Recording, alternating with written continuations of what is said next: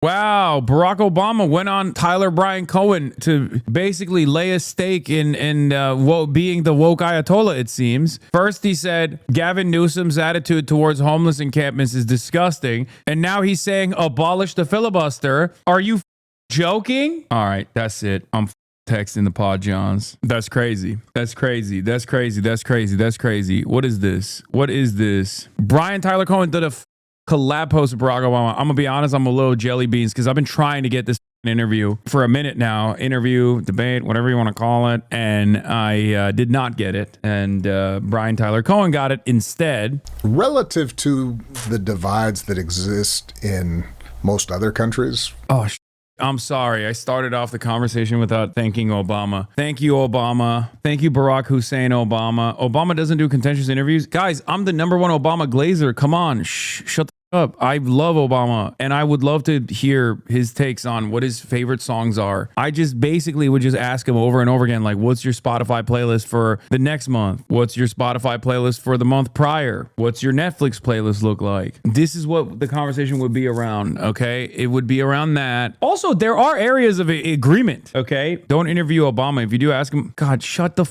up, dude. Shut up, shut up, shut up. This is what I mean. This is what I'm talking about. You guys are so stupid, okay? You're literally doing don't platform Obama right now. Look, you need to dial back your autism, okay? Because I can't read this as anything but like neurodivergence because there's no shot that you are a real human being, okay? No, he wasn't kidding. I thought he was joking at first. And then it turns out he's not joking. He's like, no, that's depraved. I thought that was a joke. I thought that was a joke at first. It turns out it's not a joke. That person wasn't joking. He's like being sincere. Where you have a parliamentary system, you have multiple parties, and you got Green Party, and you got the center left party, and you've got a socialist party, and sometimes you got a communist party. Yeah. Our differences get exaggerated. Listen, Bernie Sanders believes, just like Nancy Pelosi believes, just like Chuck Schumer believes, just like Hakeem Jeffries believes, just like AOC believes, in equality and non-discrimination against people because of race or gender or sexual orientation. Well, all Democrats believe in that. That's a core value. Democrats believe that government should provide a strong safety net for people when they're down on their luck. Everybody I just mentioned believes in that. Everybody believes that there should be some regulation of the market so that you don't have monopolies and oligopolies that are simply dictating the terms of the economy, and that we should have a tax system that levels out some of the inequalities that result. So I think it's important for us to remind ourselves as a starting point, what do we have in common? Most of the time, the differences are tactical, right? It has to do with, well, how much of a tax hike can people put up with? How much regulation should we be thinking about when it comes to... Listen, he's said this before, okay? We're all on the same team. All the Democrats are on the same team. It's just that some of them are... some of them have more appetite and others don't, blah, blah, blah, all this stuff. This is just like, it's not, no. Climate change. And if we recognize that typically the arguments in the Democratic Party aren't about core values, but are really around tactics and how do you get stuff done. Yeah, I'm sorry. No, that's not true. That's simply not true. Yeah, there's no difference between us. That's why he called up everyone and got them to drop out to stop Bernie. That's why they're all colluding behind the scenes throughout 2016 and 2020. No difference. Yeah, that's just not true. That's just not true. It's getting hard for me to criticize Barack Obama. I mean, or rather, not criticize Barack Obama because I want to do an interview with Barack Obama, which will, of course, be non-contentious, guys. The construction of affordable housing, let's say in a place like California, and also be able to say, you know what, there are a bunch of well-intentioned rules and zoning laws and so forth that baby boomers like me and existing homeowners He gets paid by Netflix. I don't trust Obama. I love the idea that Obama getting paid by Netflix implies where his like ideological worldview is, more so than, I don't know, the 8 years of him being the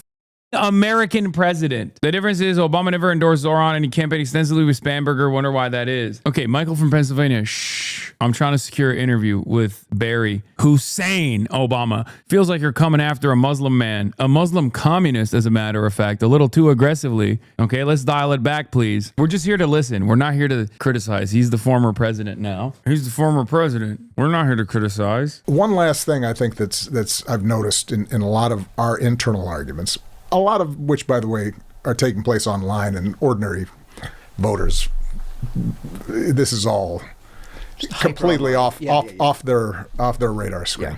One of the things I think it's important for Democrats, for us also to recognize, progressives to recognize, folks on the left. Please counteract these abundance talking points. Yeah, I mean, he's doing abundance because abundance is obviously exactly what his vision is for the party. Like the very fact that he claims there's like no fundamental difference, like we're all on the same playing field between socialists and like liberals is not correct. Like that's just not true at all. And the reason why he's like heavily on the abundance side is because abundance is supposed to be like the new version of third way neoliberalism, just like repackaged. Ultimately made me a better president because I had been tested. My ideas had been tested. The story I was telling about America had been tested. And that's what we should be looking. Let's have a robust debate, Mr. President. I'm just saying, that could be good, you know? I agree. Testing the arguments in the marketplace of ideas is better overall. Although he is saying this, but I feel like behind closed doors, he was definitely he was not so favorable towards debate. When I was a student, you could not find any other students on campus who were not supporting your campaign. Democrats and you had owned the cultural zeitgeist in a way that hadn't been done before, and frankly hasn't been done since. And we've seen a shift happen, obviously, from 2008, 2012 up to 2024. Right. And for the first time, we saw Democrats really lose their grip on culture in a way that hadn't happened before.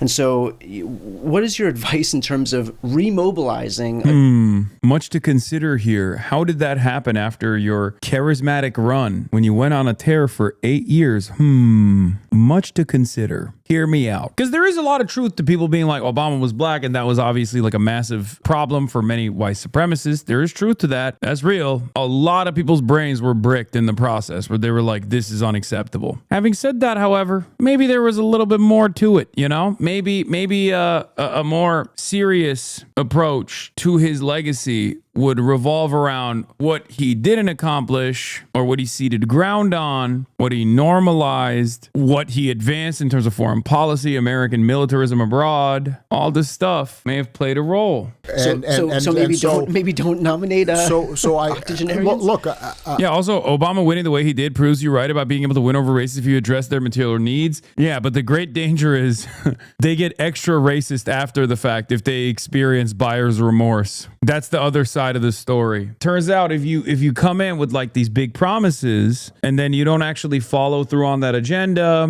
let's be real. Part of the reason why Obama's legacy is what it is because of the rotating villain structure. Did he have the charisma and the command over his own party to overcome it? I think so. 100%. He didn't push far enough. He didn't push hard enough, is what I would say. If I was a hater, of course I'm not, which is why I think he's the best president of all time. I think he's the best president of all time. Please come on the show, Barack Obama. Barry O, you did not blow the historic mandate, unlike anything we will ever see forever, honestly. Unless there's like a literal FDR style candidate, we probably will never see that kind of historic mandate, is what I would say. Not trying to secure an interview. I mean, you're in the room with me all the time, Barry O.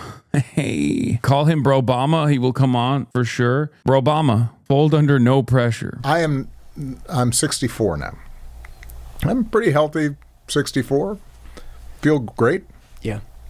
But the truth. It's so funny that he had the acid reflux right after he said that and the camera panned away. That's pretty funny. Social media, TikTok, etc. I don't know who they're talking I about. genuinely don't understand the glazing. Like, what the fuck is wrong with you? Okay, it's called humor. Okay, it's called jokes. Please, we don't have to do this every time. Okay, I know I haven't been like doing the joke explainer stuff that I've been doing as much. I know you really thought I was. I know, because bro thought jokes would fly. Stop being funny. Jokes are anti-revolutionary, dude. End joke. Obabe talked about abolishing the filibuster, which I guess is not technically new. Apparently, he's been saying that, but you know, Democrats he's woke now. in the past to break down some of the institutional barriers for us getting stuff done, just because, well, it's always been done that way. I'll give you an example that frustrated the heck out of me when I was president, which was the filibuster in the Senate. The Senate is already structurally skewed and anti-majoritarian. Oh my God, they've cut the pauses. Make sure that we can advance our agenda in a way that reflects what's good for ordinary folks, not special interests, simply the well-to-do. And how do we do that in a way that's consistent with integrity, honesty, democracy, the values that we claim to want to uphold? And I think it's possible to do that. We shouldn't get discouraged by the fact that we have a tougher job. What we should do is expect that our side... I'm Mr. Abolish the Filibuster. I've been a filibuster abolitionist for a minute, okay? Is you for real with peace and love? Liberal, happy fun, la la la, human smuggling, fentanyl deaths, forced government euthanasia. Love that shit. Liberal. What is the historic reason for a filibuster as a non-American? It's the Senate is the greatest deliberative body of all time. The Senate is the greatest deliberative body of all time. It's the adult version of the House of Representatives.